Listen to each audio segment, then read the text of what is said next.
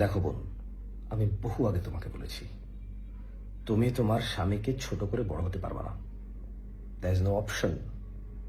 ধরো যে স্ত্রী, তুমি যদি তাকে ছোট করো, তাহলে ওই ছোট মানুষটার স্ত্রী তো তুমি, যে কিনা কাপুরুষ,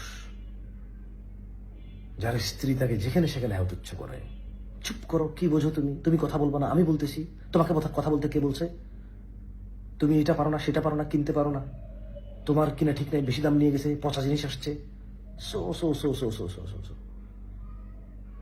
তুমি চেষ্টা করবা তোমার স্বামীকে যথাসম্মান দিতে। জানি তার ভুল আছে, বাট তার গোপনীয়তা ও দুর্বলতা তুমি প্রকাশ করবা না। খবরদার, তুমি কখনো এমন ব্যবহার করবা না যে সে তোমার চোখে পড়ে যায়। তাইলে ওই নিচ পড়ে যাওয়া কাপুরুষটা আর যাই করুক, কোনো পরিবারকে সুখে রাখতে পারবে না, সক্ষম হবে না, কারণ সে নিজের সুখী তো নাই। তার নিজের ইজ্জত সম্মানে তো কোথাও সে টিকাইতে পারে না।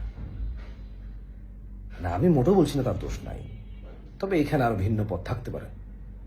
আর আমি ওই ছোট ভাই তোমাকে বলি, তুমি তোমার স্ত্রী, ওর যত্ন না নিয়ে, ওকে অবহেলা করে, তুচ্ছ করে, ওর মান সম্মানের খেয়াল না করে, ওর আবেগ অনুভূতির খেয়াল না করে তুমি নিজে যত্নে থাকতে পারবা না।